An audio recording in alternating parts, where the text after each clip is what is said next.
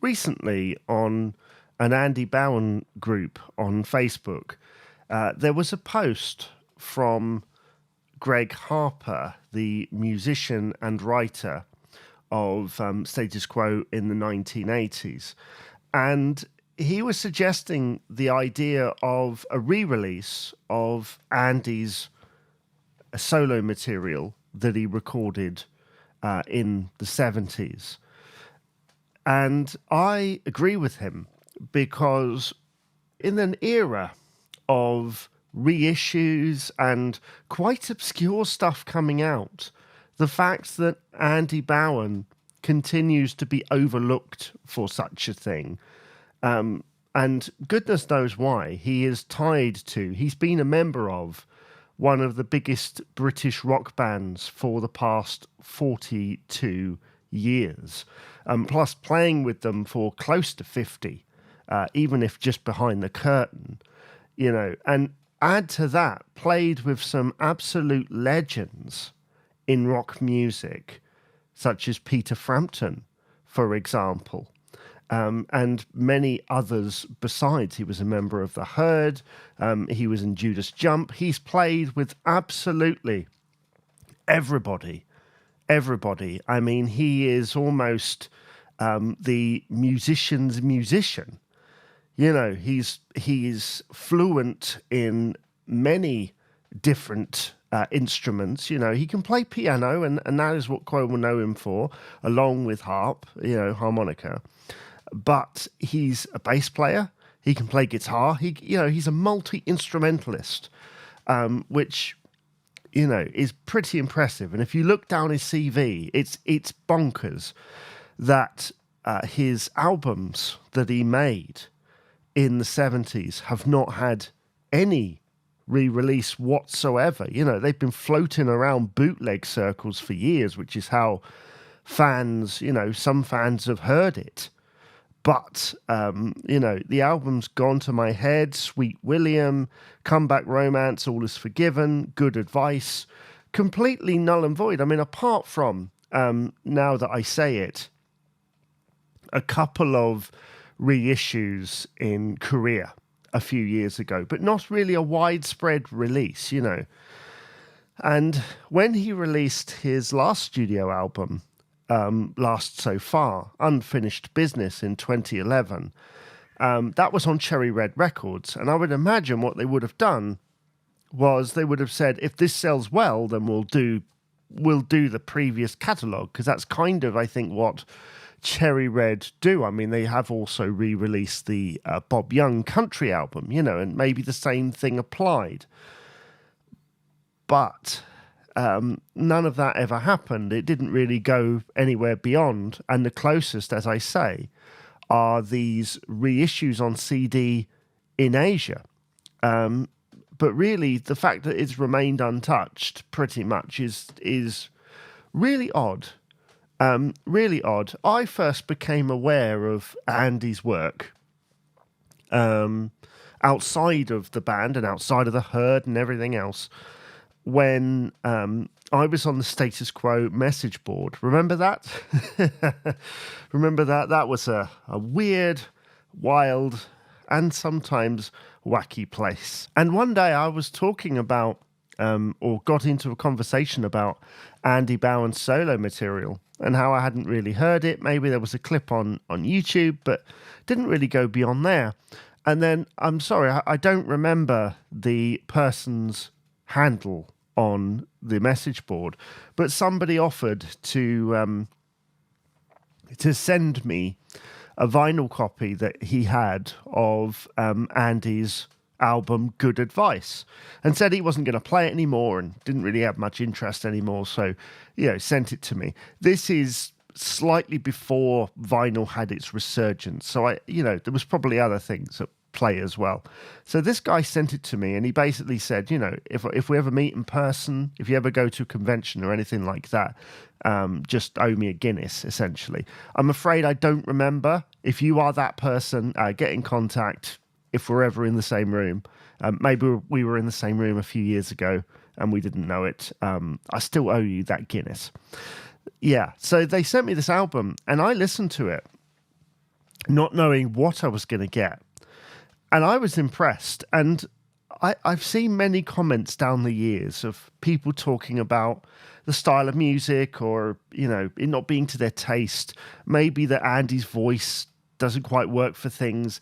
And it's like, but actually, Andy's a bit of a genius when it comes to it, because some of it, he's got this sort of beautiful way with words, so that even when I listened to an Andy Bown album, you then go and listen to some of the stuff he did in Quo, and the stuff he's written, and you go, that's an Andy Bown track. I can tell it, even though he's not singing it, because of the rhythm of the words or the way that he does things with melody.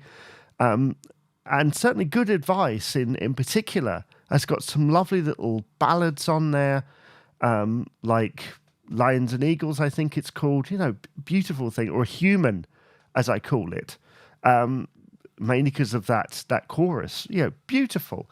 There's also sort of more like 12-bar-y things like Money on My Mind, Rock and Roll Baby Blues, which of course was written about Rick. And that's actually said in Rick and Francis' biography in 2004, I believe. Haven't read it for some time, but I'm sure there's a note in there about it. And it's a beautiful song, the many different layers and everything. And then you have other moments of like eccentricity and trying things out, trying out different genres. Andy isn't one genre. He's not hard rock, he's not disco, he's not folk, he's not country, he's not pop, he's not rock, he's not anything. He's just Andy Bown, and each album seems to have its own sound to it and its own vibe, and shortly after having Good Advice, and first off listening to it in the wrong speed because my record player was broken. I didn't know any different, so you're listening and you're like, oh, it's a bit of a weird key that he's in, and then you listen to it at the proper speed and you're like, oh, okay, that makes sense. And then I bought Comeback Romance on vinyl, and that was even better, even more eccentric. A lot of country vibes in there, things like Too Good to Last, Love, Love, Love. I remember reading an interview with him a few years ago talking about his recent album that's just been reissued, actually. Do go and grab it on CD if you can. And they said, oh, there's one of the tracks on there that goes very much into country, which is a bit of a departure.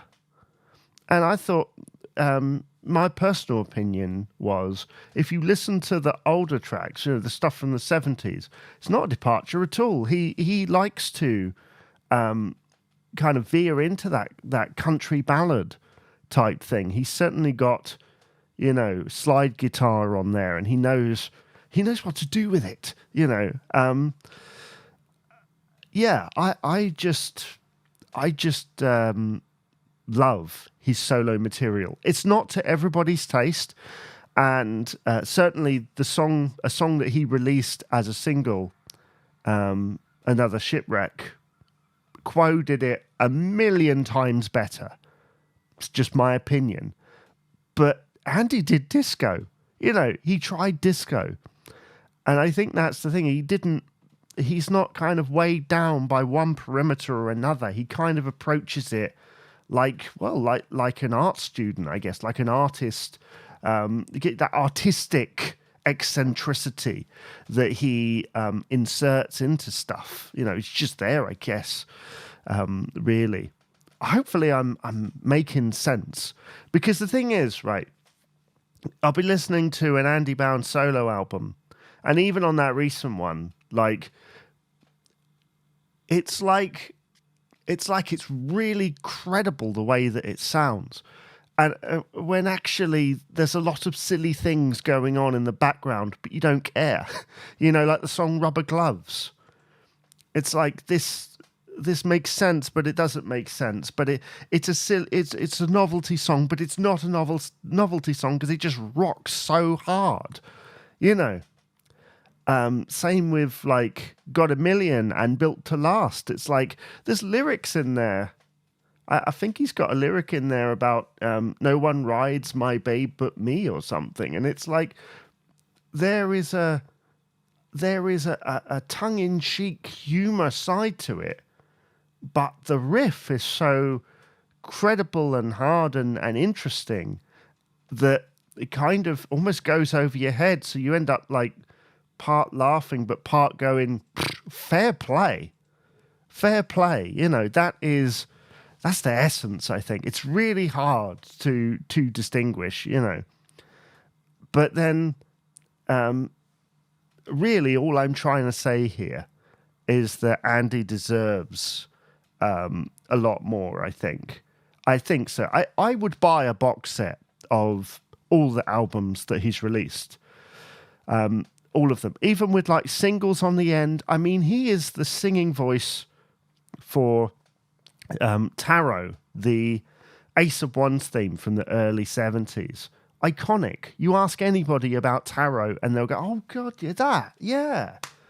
Andy was the voice of that, right? Supersonic, that kind of off the wall, slightly out of convention music show that said Top of the Pops is about its presenters and who's presenting on screen and presenting the things. Let's just have the people behind the scenes queuing up the next act, so that it's just about the music and it's kind of a bit weird at the same time. He sang the theme for that. He's involved in that. In fact, there are loads of performances of him on YouTube, performing on that show. So he's a part of pop culture. I mean, he helped write Whatever You Want. He is the reason that Burning Bridges was a thing. I mean, he's technically had a number one single with that composition because of the Man United tie-in. I particularly love his stuff. I'm thinking of things like Confidence on the Thirsty Work album, which kind of has this like over-ended optimism with a tiny bit of pessimism like thrown in the way in which those pianos kind of light up, So yeah, I think in regards to his solo work, it would be nice to fill in a piece of the puzzle, and have them available to more than just diehards that are willing to import it. Because it would be nice, if his stuff was heard by a wider public. What do you think? Do you think someone out there should take a chance? Honestly, I write reviews of older albums that get reissued, and some of the stuff is so obscure that it's like, maybe I have a different point of view because I'm a fan, but it does feel like Andy was an integral part of many things. Even me that wasn't old enough, I can look back and go, look at how many things he was involved with, how many kind of lines. I mean, he played with Pink Floyd, let alone anything else. That's enough to get some kind of reissue going. So yeah, what do you think? What's your favourite song by Andy Bown, a solo? Mine would probably be Rock and Roll Baby Blues. Always loved it. Loved the kind of almost synthy, stringy thing going on in that second verse. It's just something magical about it. So I've been Jamie Dyer. This has been the Quo-Cast. Thanks for listening.